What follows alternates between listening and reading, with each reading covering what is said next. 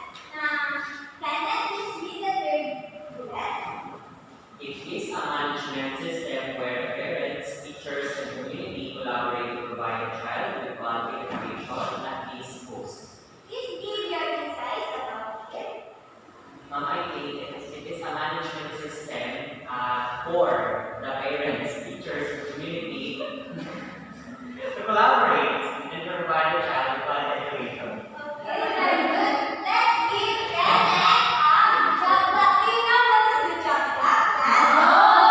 Okay, it goes like this. G-O-O-D-J-O-B, good job. Good job. Okay, stand up. 1, 2, 3, go. G-O-O-D-J-O-B, good job. Good job. Okay, so, impact was not only learning is not only the responsibility of the teachers. The parents and the community members should also help guide and support the students by allowing the learning happen not just in the classroom but also at home and in the community. This program also gives good quality education at a lower cost because everyone are working together to help children succeed. Enhanced instructional management for parents, community, and teachers have 6 main principles. Everybody read the first principle of impact. Children become active participants of the learning process. Okay. Now, Mary Rose, please give your insight about it. Children become active participants of the learning process. Ito na ways, so mga students ko ay nagiging active na makipag-participate during class. Okay, very good. Let's give Mary Rose 5 claps. Okay, with impact, children become active participants in the learning process. So, if they become active participants in the learning process, it means that they are not just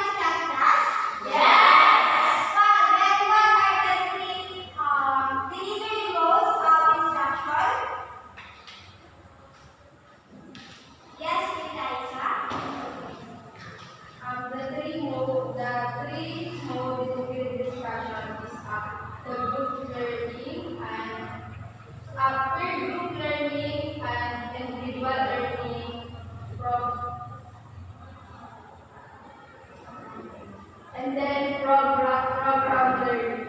Okay, very good. Now to discuss the next musical, I will call on Mom Jenny to discuss it.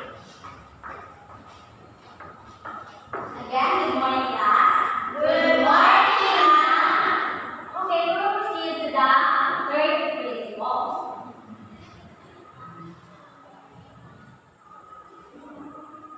Okay, Gigi, can you please read and read some of the designs? Learning can take place anywhere. So where we go, learning can take place because technology and learning is everywhere na po. Pwede tayo mag-aaral sa pagdayo o sa mga lugar. Okay, very good. Thank you. This principle is it means that education is not confined to a traditional or a formal settings like schools or the classroom. So it recognizes that the environment and the experiences of the everyone and can be an opportunity for gaining knowledge, skills, and understanding. Are we clear? Yes. Okay. Do you need examples for this principle? Yes. Okay. The example for this principle, like in kitchen, we're cooking. Then in kitchen, we think that sa pagluluto, may kailangan din ng mga procedures, kailangan din mag-think, syempre, para magkaroon tayo ng another learning. And halimbawa pa rin is yung sa mga plaza or simbahan, di ba? Nagkakaroon tayo ng another learning na nalilin natin para for everyday life. Did you get it? Yes. Okay. Next principle is, please read everybody. Progress of learners are based on individual mastery and speed. Okay, in this principle, Eliza Pagbunan, in your opinion, what is this principle? Progress of learners are based on individual mastery and speed. Yung din sa progress of learning, yan yung kung saan yung isang individual is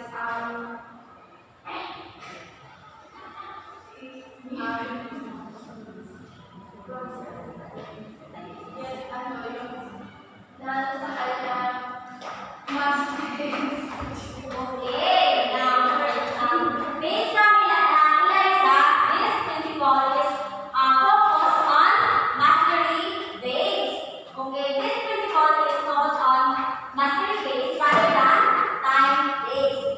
It is also the mastery learning. So in this principle, the students need or required to fully master the specific concept or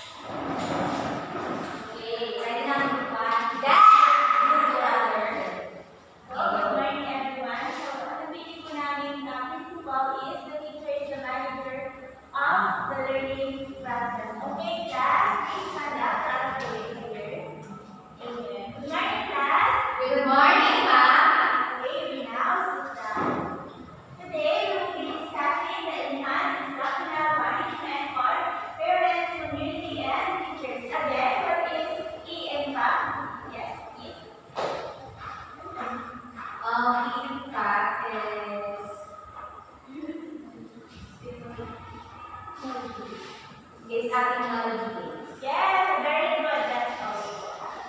Okay, thank you, Group 2. Okay, next, Group 1. Here, Group 1.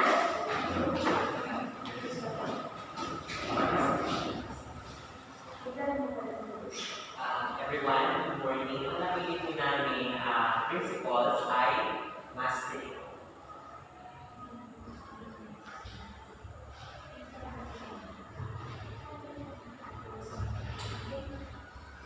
So class, our lesson today is all about addition.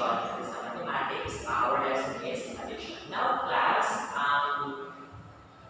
because our lesson is addition, so 5 plus 5. 15 plus 15. 30. Alright, so very good. Now class, I think we learned so much our discussion and our lesson. So now we have assessment. So this assessment is solving. We are going to solve those problems. Alright? So paper. Okay, Okay, very good. Lahat ng group is very well performed. Thank you very much.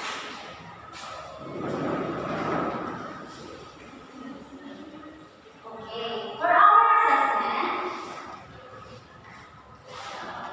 okay, now get one portion of the paper.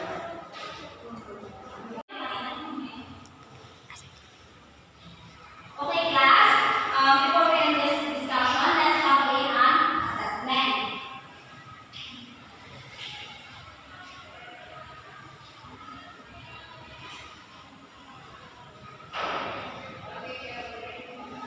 Are you done?